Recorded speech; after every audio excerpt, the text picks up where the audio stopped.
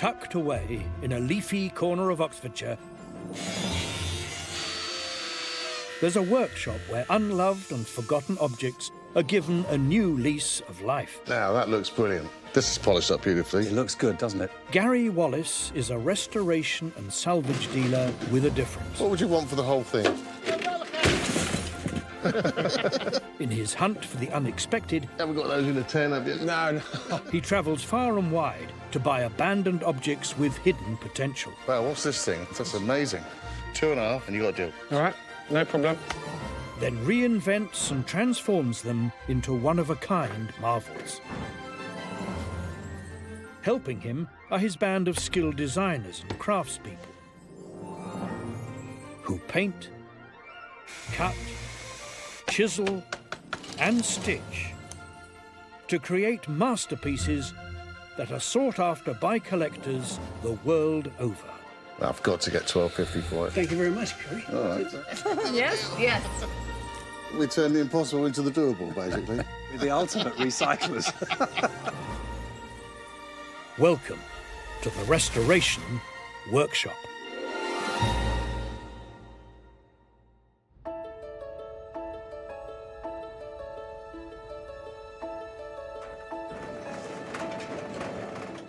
At the workshop in Henley-on-Thames, for Gary's team, no 2 days are ever the same. Hi, Gary. Hello. Aha, good timing. Yeah, this is 1930s. The business, effectively, is sourcing the unusual and the interesting, then transforming them into something for modern lifestyle. And then, obviously, we try and sell them.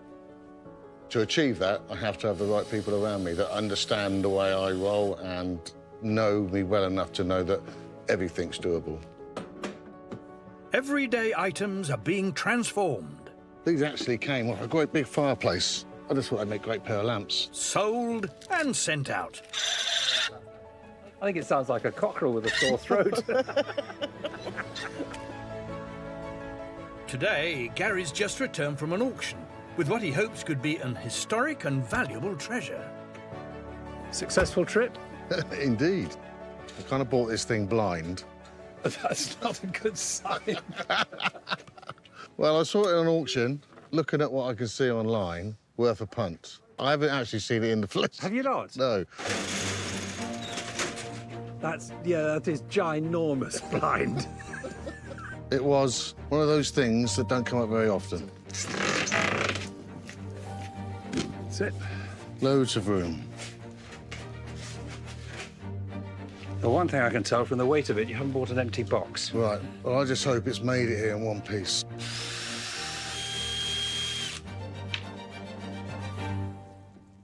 Oh, my God. Gary, that is absolutely incredible.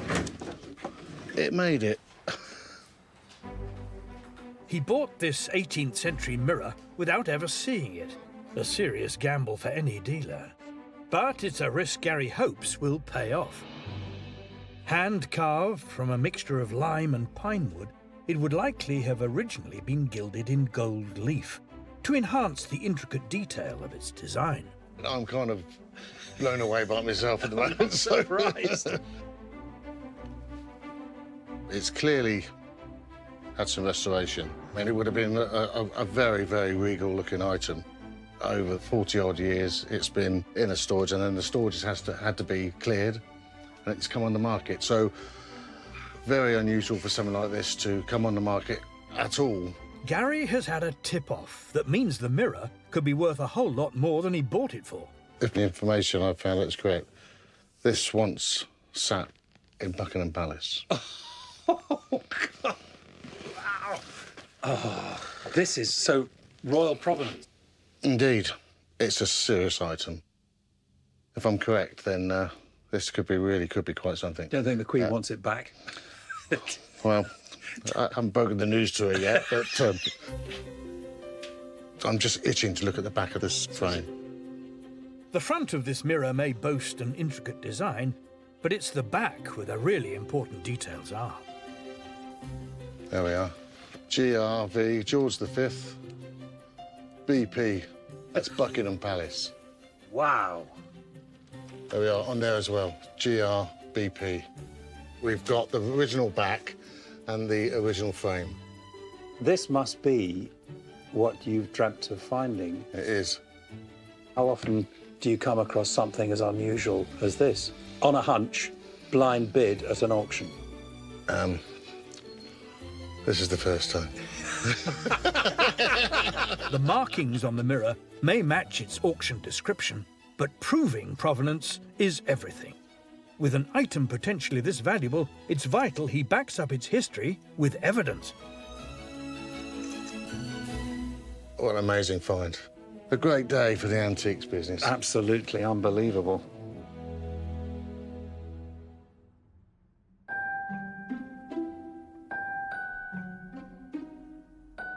As well as creating and reinventing the weird and the wonderful, Gary is a collector and dealer of all sorts of fine antiques and curios. And there's one subject that's always enthralled him.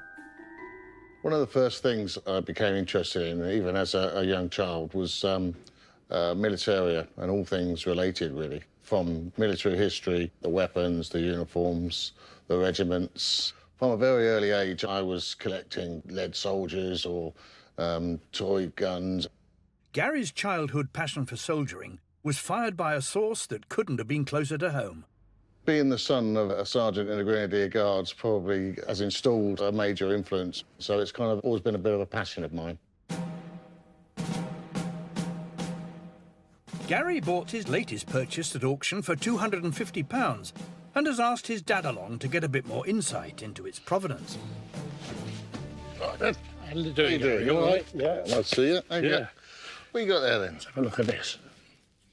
There's one of myself. Well, how does it make you feel to be part of that? Great honour. Once a guardsman, always a guardsman. The Grenadier Guards is one of the oldest and most iconic regiments in the British Army. Formed in 1656 by King Charles II, they've fought in all of the major wars in British history since. So when were you in? What was that? 1955 I went in. 55. Yeah, that's the very first squad at the Guards Depot. See you there, isn't it? That's me. All these lads, I can all remember them all, individuals. Now I understand why every morning we went to school we had to have an inspection. I've actually found something that I think might be of interest to you. Really? Yeah? This drum Ah, yes. just happens to be, you might recognise that. Yeah. 1st Battalion. And, of course, the flaming grenade from the Grenadiers. The band and drums march at the head of the column of that regiment when it's on parade. The list of battles on its side gives an excellent indication of this gnarled drum's actual age. The last battle listed would have been the final battle fought by the regiment before the drum was made. Got Tangiers, 1680. Waterloo, there's your boat. Well, But here it got South Africa, 1890, look, you see. And what's the last one on this side? Modder River, South African War of Yes. 1899. Well, So this is quite old. so there's no First World War battle honours on No, here. So it no. must be, I reckon it is a First World War drum. It is.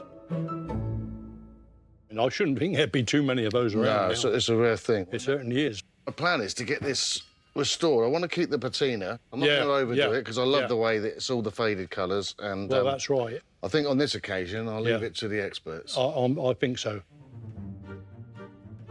Inside the drum, Gary's found a clue to the original makers. In there's a beautiful old label. Henry Potter and Yeah. Co. Contractors to the War Office. I should think they're still doing it. Well, they would be. Yeah. And sure enough, Henry Potter & Co. still exists today. Founded in 1810, the company started as specialists in drums, fifes and bugles. It remained a family-run business until 1965, and today they're based in Aldershot in Surrey, where Gary and his dad are heading to meet George, whose father was an apprentice to the original founders. George, How are you? how you How are doing? you? Good to meet you, mate. How are you? Good. And This is Sergeant Wallis, pleasure. George. Grenadier Guards. I found this. Good old Henry Potter drum. Indeed. In terms of restoring it, I actually like the fact that it's a bit beaten up. I wouldn't want to change any of this at all, and even where it's missing. The old heraldry. Yeah, I wouldn't want to touch that. that. Yeah, just clean up, perhaps a revarnish, Yeah. and obviously it's got a skin missing.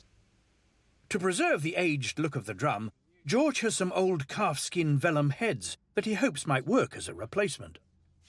We got an old timp head. Yeah, I think that's the look, really. It'll sit well with that. Yeah, I think that's great. Yeah. Right, we'll put that on then. We can get that stripped down. Yeah. We'll take the rope off, polish up the back for you if you like. Yeah, that would be nice. Yeah, we'll be able to see a lot more of the heraldry. Yes. It'll look as it should. You will see really. more of the top, yeah. What sort of memories do you have at drumming? I had a good right hand, but my left hand Was a bit dubious. was a bit dubious. So, you know, so they quickly took me away from that.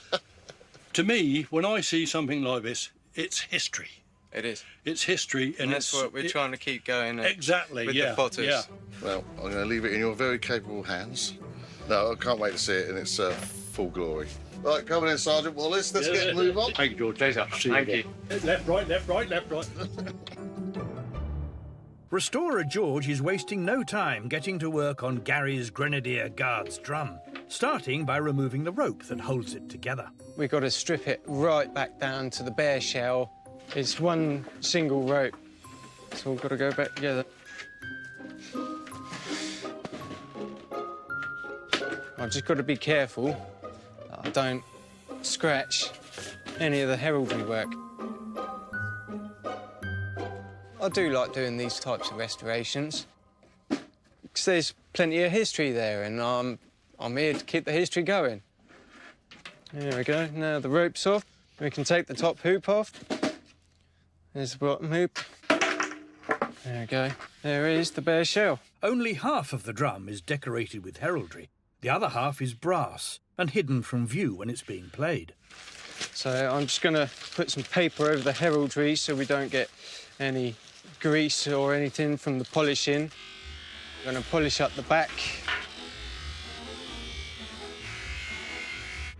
About this. So now I've got to clean up and try and reveal the heraldry.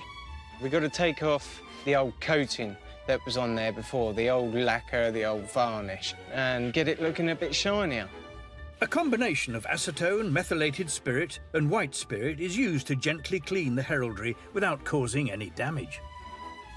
Let's get the line going. Let's bring him back to life. So I'm trying to take the old varnish off, but there's a very fine line between taking the old varnish off of the gold flake.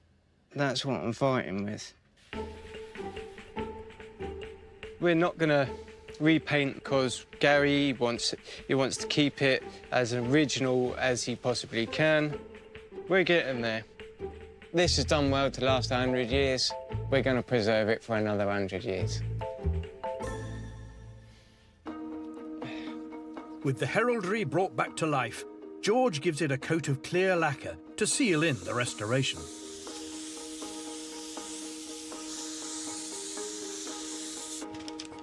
It really brought that colour out, hasn't it?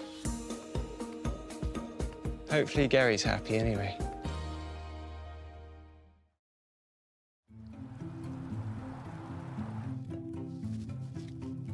Hey, Gary, back from another journey. Over at the workshop in Henley, Gary's next project is to reinvent an authentic piece of engineering that he bought from a helicopter museum for £50. I couldn't resist that. It's just got such great form. This tripod jack would originally have been used to hold up the tail end of a helicopter during maintenance and repair. I'm not quite sure what we're going to do with it yet, but it's just a really cool thing, and it's obsolete now. It can make a really cool garden feature, but it's one of those things, it's got so many options. It's obviously built for a purpose, and we're going to give it another one. Gary has already got an idea of what he wants to transform this into, I've got the heavy side. and after some brainstorming, his vision starts to take shape. It lends itself to be an amazing armillary sphere or sundial. Thought to have been invented by the ancient Greeks, the armillary sphere was created to represent a model of the universe, with the Earth at its centre. The arrow through the middle of its interlocking rings casts a shadow to tell the time. Some of the classic ones utilise a figure of Atlas supporting the world. That's the bracket that's already in place, and I'm going to utilise that and fabricate Atlas, so mount him on there, and then see how that can be fixed to the outer ring. Very often it's a case of bringing together things that you had knocking around. That's why we never throw anything away around here. And I happen to find this numerical strip, which has come off an old armillary sphere. This would be a useful piece to incorporate into this design. Looking at the dimensions of the base, the top's going to have to be just short of 1 metre in diameter. I don't have the tools to be able to create this, so I need to go to a very clever blacksmith friend of mine. This is going to be something really quite special. Just a 20-minute drive from Gary's workshop is Blacksmith David. Specialising in traditional blacksmithing with a contemporary twist, he's been creating masterpieces from metal for over 20 years. So he's the perfect choice to bring Gary's vision to life. Hello, Gary. How you doing? Yeah, very good, very good. I'm looking at this purely from a decorative OK, point of view, and I think this is visual impact we're looking at. that's nice, so we can just concentrate on making it look good. Yeah. Gary wants to incorporate the copper strip as a decorative feature within one of the rings of the armillary sphere. So we need to find some metal now that this can sit on happily. Yeah. If you had something that was close and we had to wrap it, I don't think that'd be a problem. We could just round these off and just create a feature of it, really. All right, that's a good idea, I like that. The first step is to create the 3 rings that will make up the sphere.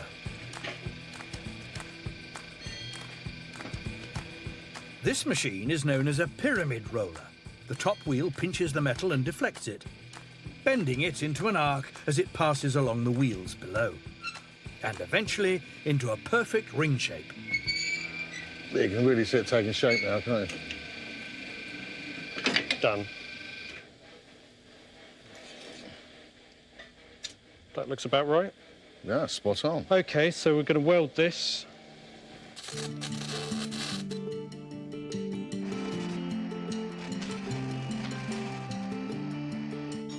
With the first ring finished, David has 2 more to make to complete the armillary sphere.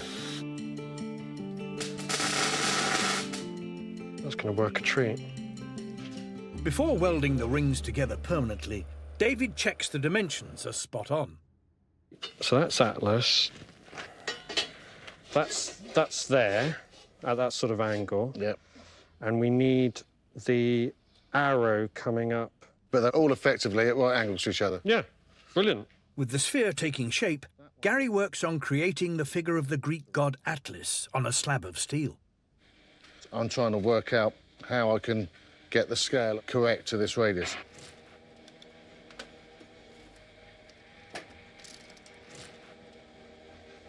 I'm liking that.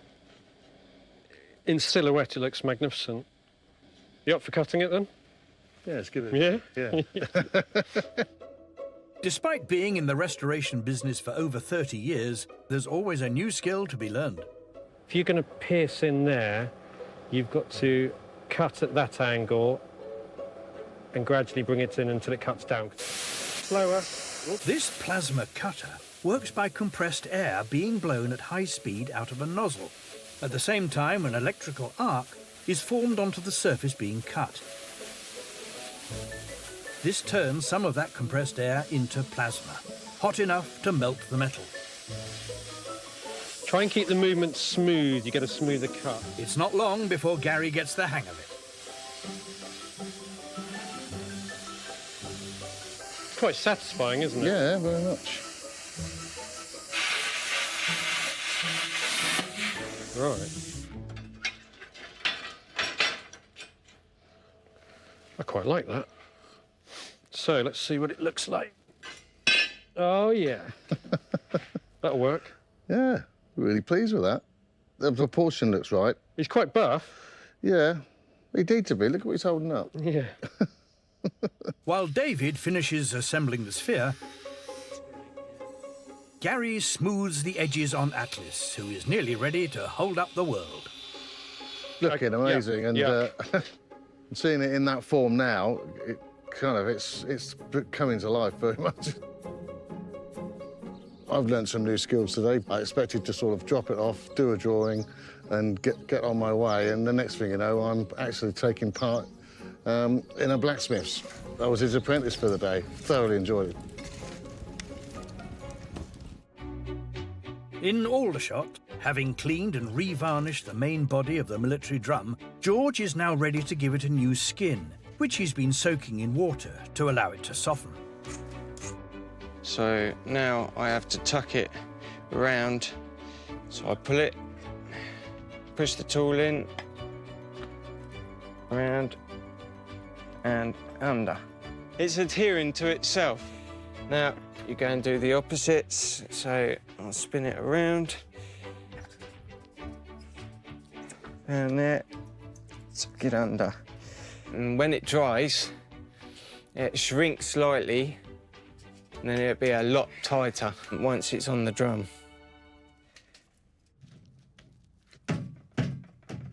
There we go.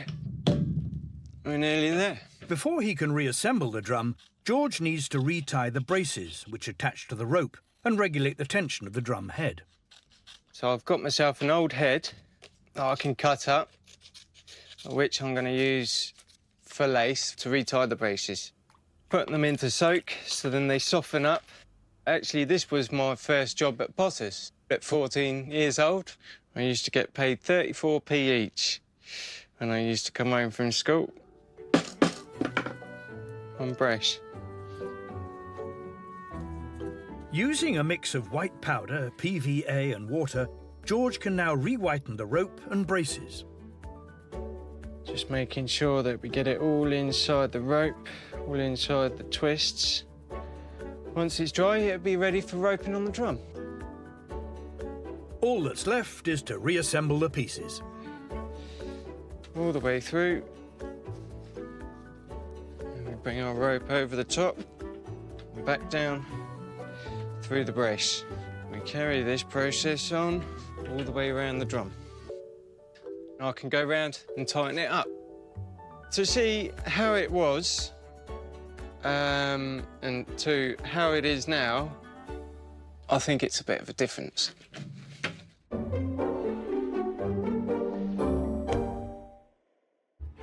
Gary and his team hate to see anything useful or beautiful thrown on the scrap heap. Today, he's going to reinvent the front grille of a 1930s Wolseley Hornet. These two-seater cars cost £175 and were aimed at society's elite. Their tiny but powerful engines developed an outstanding reputation. Gary wants to preserve this icon of British engineering as a bespoke wall mirror. Before I do anything, I've got to take this rather nasty dent out. So go outside to the dent removal department.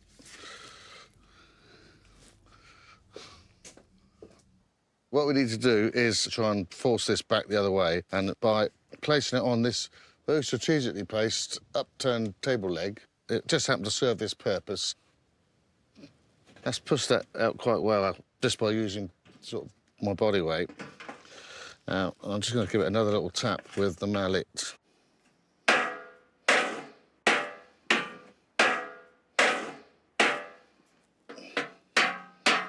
That nasty dent in the side has come out. There will be a mark there, but it's part of its character. Using wire wool, he can now set to work on creating the distressed look that he's after. We don't need to go too far with it, because I do actually want to see an element of patina and wear. This grille would have been pressed from brass and then coated in chrome, and sometimes you get the brass coming through, especially on areas where it's had a bit of damage. And we see traces just coming through on some of these edges and some of these little areas here. It's quite nice just to leave that. Let's go. I've found a piece of timber that was actually table leaf. So I positioned it on this board. I will now mark on here the contour I need to follow. And I will cut that off out by hand.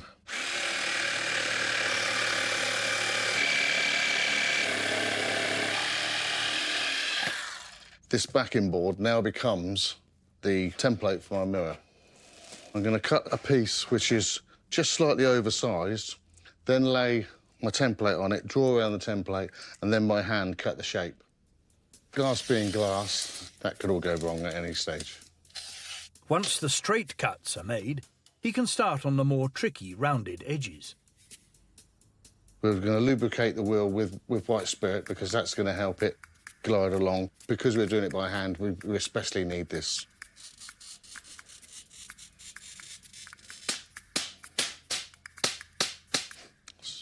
So far, so good.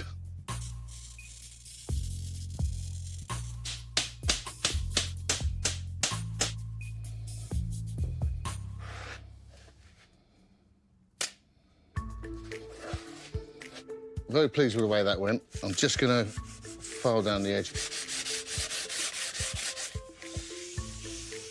But at no point can you be complacent with this mirror plate because it could break at any point, and the only time it's really safe is once it's stuck to that board and in that casing there. To keep the mirror in place, I will use a clear silicone adhesive, the best stuff on the market, and it really does hold it there. Once it's in there, and it's not going anywhere. And just place the mirror on. A little bit of movement just to make sure it's got the right tolerance all the way around so we don't risk knocking it inside the shell. And then I'll let that set really hard.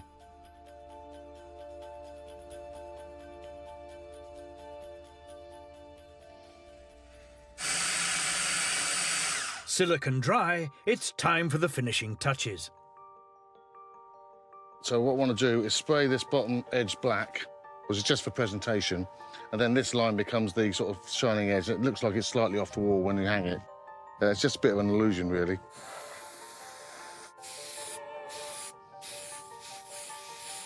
All I do now is a final polish up on the chrome and just clean the glass, ready to go. From a 60-pound discarded car grille that no longer had a purpose to a unique and contemporary design piece with mass appeal that Gary now hopes to sell for £250. Not bad for a day's work.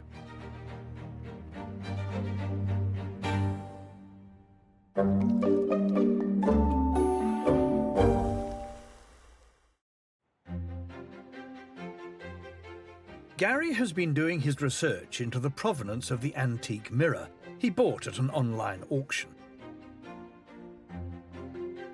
After contacting numerous sales rooms and auction houses, he's finally struck gold. I've got a cutting from the original auction catalogue, and it was sold in 1959 by Christie's. Now, the provenance listed here is King George V, 1936 Buckingham Palace. Well, that would explain the BP. Queen Mary, 1953, Marlborough House. She was well known for having a few bits shipped off to Marlborough. And Her Majesty the Queen actually sold the mirror as a pair, so there would have been two. The stamps I discovered on the back are confirmed from this provenance that it was King George V, GVR, and BP, Buckingham Palace, ties in exactly with this catalogue entry. This level of royal provenance could mean a hefty profit. It's really good news. I think we're onto a winner. I took a bit of a chance and paid well into 4 figures for it. This could go well into 5 figures to the right punter. Every now and again, you do take a bit of a gamble on a hunch or a gut feeling. I was very lucky to have bought it. I'm not going to do an awful lot with it. Such an amazing piece. My gut feeling has paid off.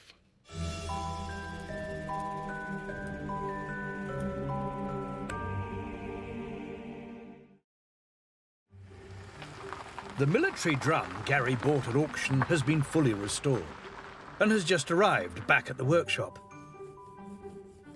Stand by your beds. We have a delivery.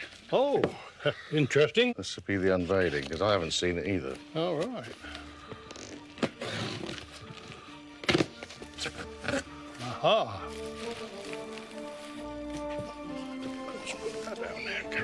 That's a bit like Christmas, isn't it? It certainly is, yeah. You have to say, guess what I wanted, Dad. Apple and an orange. Looking good. Well, look at that. Yes. Oh, that looks a bit different, doesn't it? Done a good job, hasn't he? Oh, yeah. Yeah. They very nicely not tampered with the original paintwork. Over the top. No, Just sealed it in and preserved it. That's a great job, isn't it? Nice bit of history, that. we were trying to sort out exactly the year, weren't we? Yeah. Look, 1914. What I might do is, rather than just sit on a shelf, is create a drum table. Yeah. So I'm not going to tamper with the drum at all. I'm literally going to create a base and then have a nice glass top. That way, this stays as an original piece. Exactly. And, yeah. It's just it's almost a presentation place for it. It really is. Yeah. And we'll create it the right height so we can actually use it to put a cup of coffee. I don't think you'll find another one. He's done a magnificent job with it. Yeah, it's really nice. With a plan up his sleeve, Gary gets to work on creating a base for the drum to stand on. I've selected a really nice piece of chunky teak, which we'll polish up beautifully. Gary gets out his trusty router to give the sides of the wood some decorative detail.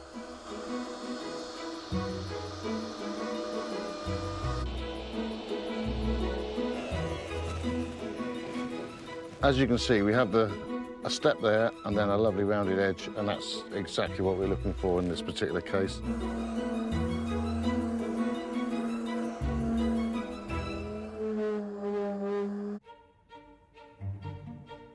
Gary uses a dark wax to stain the wooden base and blend it to the colour of the drum.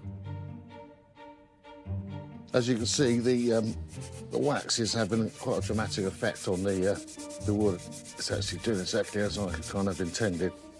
That's really now getting a really nice rich colour now. Now he can give it the all-important test.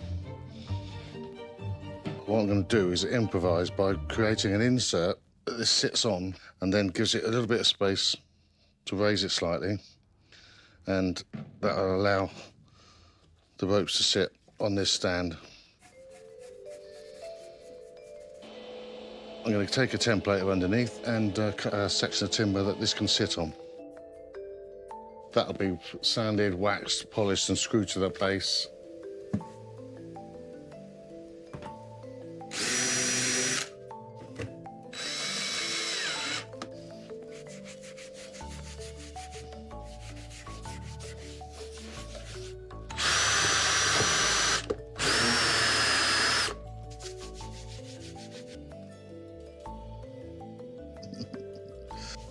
So I'm going to put this little layer of felt, so I'm going to glue that onto there, and that'll just sit there really nicely and protect it. Now we're ready to place the drum.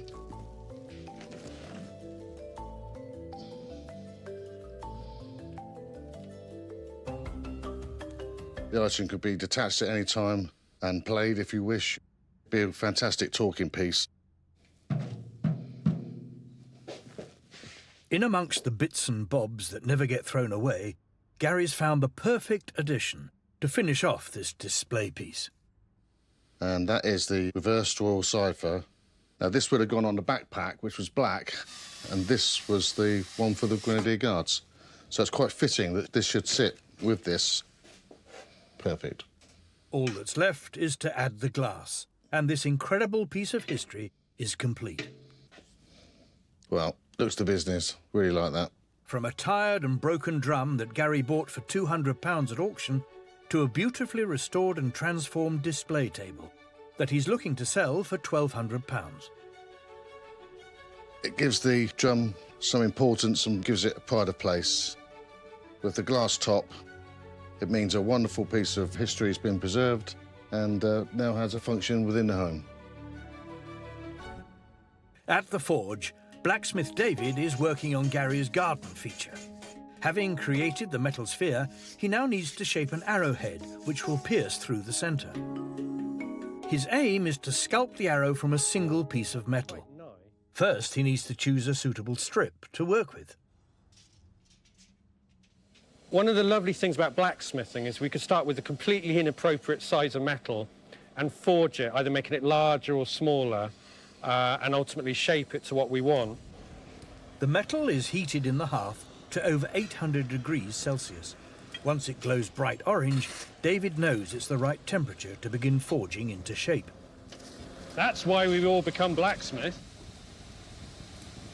Turning one thing into a completely different other.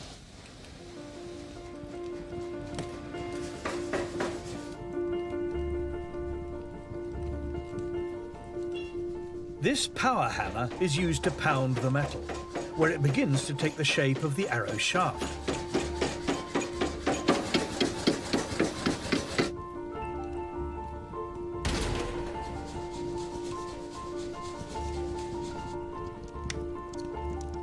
The remaining wider section of metal is then used to create the arrow head.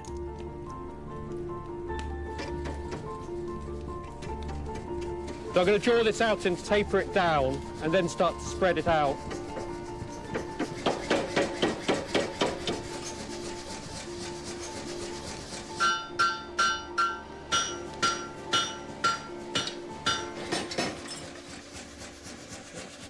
Once I've got it big enough for what I want, I'm going to flatten it, and using the hot chisel, you're going to cut it out.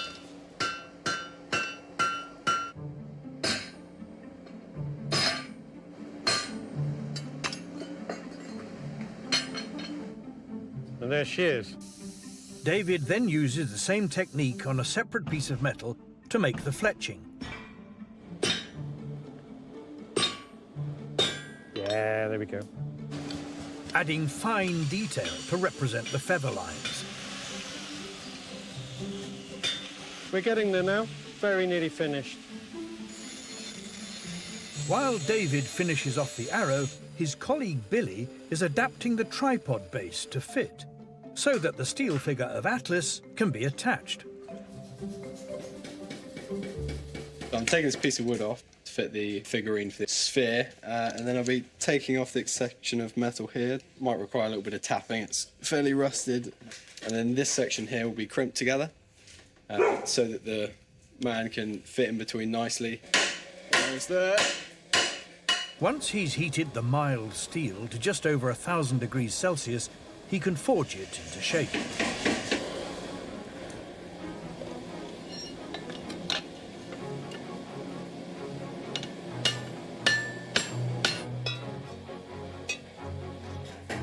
So this bar is going to be mounted in here,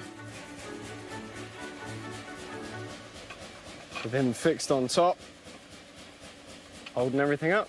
But before the piece can be assembled, David needs to fix the two sections of finished arrow into position. And then I'm going to start working my way up, drilling holes through there until I can actually slide the arrow through.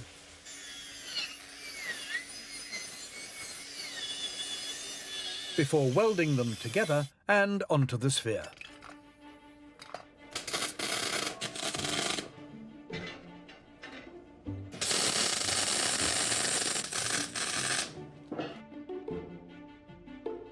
Yabba dabba doo. All they need to do now is add the godly flourish of Atlas.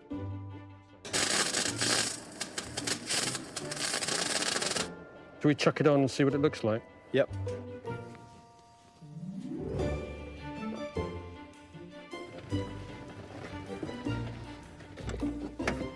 As the final piece comes together, Gary's return couldn't have been better timed. Well, you have been busy. Oh, hello, Gary. Doesn't it look like it looks great? It's quite a beast, isn't it? Oh, all credit to you. That's a fantastic job. David has listened to every single thing I said, and he's interpreted my thoughts exactly. And seeing it in the flesh is just, it's mind-blowing. I think he's made a magnificent job. It's a real creation. It's a real piece of art. Back at the workshop, there's a few finishing touches to make before Gary's vision is complete. I have a book of brass leaf here, and I want to carefully apply that onto... I'm going to do Atlas and the fletch and the arrowhead. these sections will just stand out. It's going to be a little bit of a trial and error. This is Japan oil. You apply it to the surface, let it go tacky. It's almost touch dry. Simply you lay it onto it, then you just leave it alone.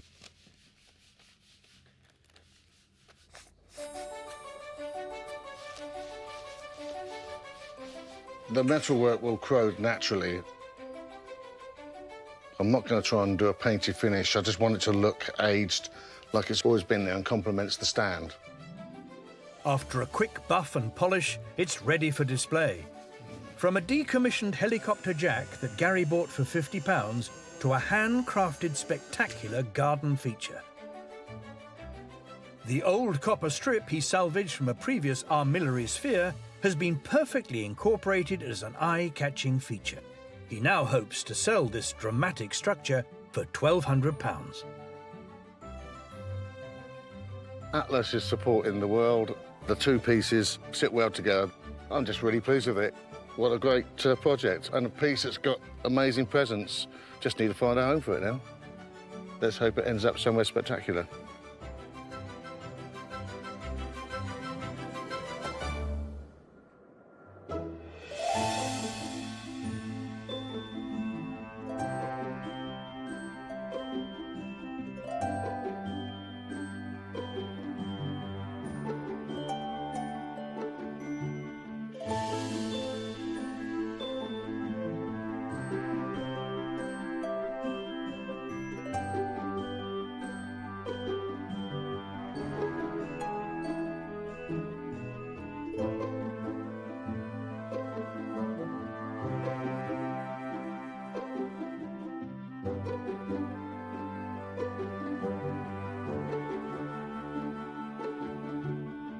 I have to say, not sure I want to sell it now. Might just have to go back into the collection.